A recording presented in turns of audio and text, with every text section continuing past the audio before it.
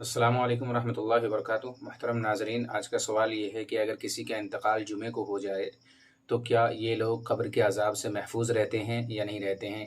قرآن و سنت کی روشنی میں اس کا مدلل جواب یہ ہے کہ اللہ کے رسول صلی اللہ علیہ وسلم سے ایک روایت اس سلسلے میں ملتی ہے، ترمذی کی روایت ہے، اور اللہ کے رسول صلی اللہ علیہ وسلم نے فرمایا، عبداللہ ابن عمر رضی اللہ تعالیٰ عنہ کی روایت ہے کہ اللہ کے رسول صلی اللہ علیہ وسلم نے فرمایا، ما من مسلم یموت یوم الجمعہ او لیلۃ الجمعہ الا وقاه اللہ فتنۃ القبر۔ اللہ کے رسول صلی اللہ علیہ وسلم نے فرمایا کہ کوئی بھی مسلمان اگر جمعے کے دن میں یا جمعے کی رات میں اگر اس کا انتقال ہو جاتا ہے تو وہ قبر کے فتنے سے محفوظ ہو جاتا ہے۔ تو قبر کے فتنے سے ایسے لوگ بچا لیے جاتے ہیں جن کا انتقال جمعے کو ہوتا ہے۔ اب اس حدیث کو بیان کرنے کے بعد امام ترمذی رحمہ اللہ کہتے ہیں اس حدیث کی سند کے اندر انقطاع ہے، لہذا یہ حدیث ضعیف ہے۔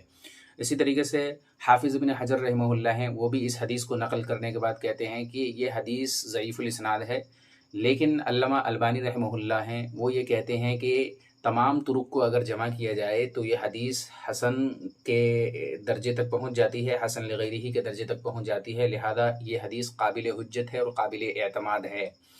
تو اللہ کے رسول صلی اللہ علیہ وسلم نے یہ فرمایا، مجموعے طرق کو اگر سامنے رکھیں علامہ البانی رحمہ اللہ کی روشنی میں، تو کہتے ہیں یہ حدیث صحیح ہے۔ اب جب حدیث صحیح ہو گئی تو اب اس سے جو مسئلے نکلتے ہیں وہ کیا ہیں؟ اللہ کے رسول صلی اللہ علیہ وسلم نے فرمایا کہ قبر کے فتنے سے وہ انسان محفوظ ہو جاتا ہے جو جمعے کے دن میں اگر کسی کا انتقال ہو۔ قبر کا فتنہ کیا ہے؟ علامہ مبارک پوری رحمہ اللہ صاحب تحفۃ الاحوذی کہتے ہیں کہ قبر کا فتنہ یہ ہے کہ عذابہ و سوالہ، قبر کے عذاب سے انسان محفوظ ہو جاتا ہے اور قبر کے سوال و جواب سے انسان محفوظ ہو جاتا ہے۔